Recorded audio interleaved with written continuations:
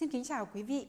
Ngày 10 tháng 12 vừa qua, Hiệp hội VASEP và các doanh nghiệp thủy sản đã tổ chức lễ mừng xuất khẩu thủy sản đạt 10 tỷ đô la với niềm tự hào về kết quả thành công của một chặng đường chinh phục thị trường thế giới hơn 20 năm qua. Có thể nói năm 2022 là một năm nhiều kỷ lục của ngành thủy sản. Xuất khẩu thủy sản đạt kỷ lục 11 tỷ đô la, trong đó ngành tôm kỷ lục với doanh số trên 4,3 tỷ đô la. Xuất khẩu cá tra sẽ đạt 2,4 tỷ đô la, mức cao kỷ lục và tăng trưởng hàng năm kỷ lục 70%. Cá ngừ cũng lần đầu tiên trong lịch sử trở thành ngành hàng có giá trị xuất khẩu 1 tỷ đô la. Không chỉ kỷ lục của các ngành hàng mà thủy sản xuất khẩu còn ghi nhận kỷ lục ở hầu hết các thị trường. Trong đó, xuất khẩu sang thị trường Mỹ sẽ về đích với hơn 2,1 tỷ đô la. Thị trường Trung Quốc và Hồng Kông cũng lần đầu tiên chạm mốc 1,8 tỷ đô la về giá trị thủy sản nhập khẩu từ Việt Nam, với mức tăng trưởng 57%. Năm 2022 cũng là năm đầu tiên Trung Quốc vượt qua Nhật Bản trở thành thị trường nhập khẩu thủy sản lớn thứ hai của Việt Nam. Tuy nhiên, về tỷ trọng, cả Nhật Bản và Trung Quốc đều chiếm 16% giá trị xuất khẩu thủy sản của Việt Nam. So với năm 2021, xuất khẩu thủy sản sang Nhật Bản cũng ghi nhận mức tăng trưởng tương đối cao, 31%. Thưa quý vị, 31% cũng là mức tăng trưởng của cả khối thị trường CPTPP trong năm 2022.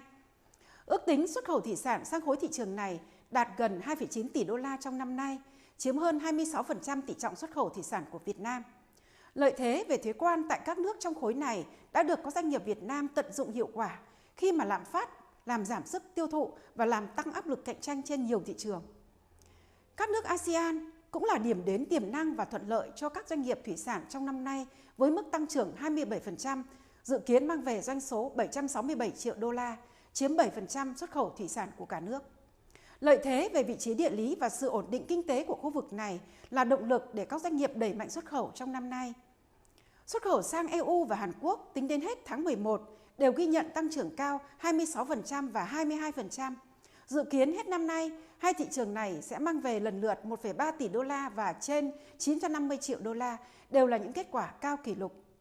Thưa quý vị, những thuận lợi của năm 2022 như nhu cầu cao, giá xuất khẩu tăng, nguồn cung ổn định đã và sẽ không còn tiếp tục trong quý 4 năm nay và quý 1 năm tới.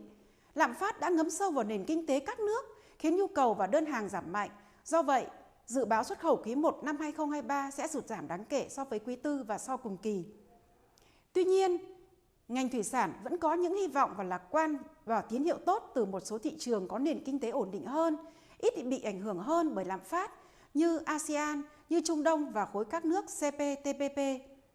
Đặc biệt, việc Trung Quốc bỏ các quy định kiểm soát ngặt nghèo đối với hàng nhập khẩu như xét nghiệm, khử trùng và kiểm dịch sẽ giải tỏa một ách tắc lớn, mở rộng cửa hơn cho xuất khẩu sang thị trường đông dân nhất thế giới này. Sức tiêu thụ của một đất nước có dân số 1,5 tỷ người sẽ không thể được đáp ứng kịp thời bằng nguồn cung trong nước đã bị gián đoạn và hạn chế trong mấy năm qua vì chính sách Zero Covid. Đó sẽ là cơ hội và lợi thế cho các doanh nghiệp Việt Nam trong thời gian tới. Nhưng quan trọng hơn là doanh nghiệp thủy sản cần được tiếp sức để chuẩn bị nguồn lực, nguyên liệu, vốn sản xuất và các điều kiện để khi thị trường ổn định và hồi phục thì có thể nhanh chóng gia tăng xuất khẩu, giành thị phần trước các đối thủ khác cũng đang khá mạnh như Ecuador, Ấn Độ trên thị trường Trung Quốc và các thị trường khác. Có một môi trường sản xuất, kinh doanh thuận lợi thì sự nỗ lực, sự năng động, sự linh hoạt của doanh nghiệp thủy sản sẽ tiếp tục được phát huy để mang lại được doanh số xuất khẩu thủy sản khả quan trong năm 2023. Xin trân trọng cảm ơn quý vị đã quan tâm.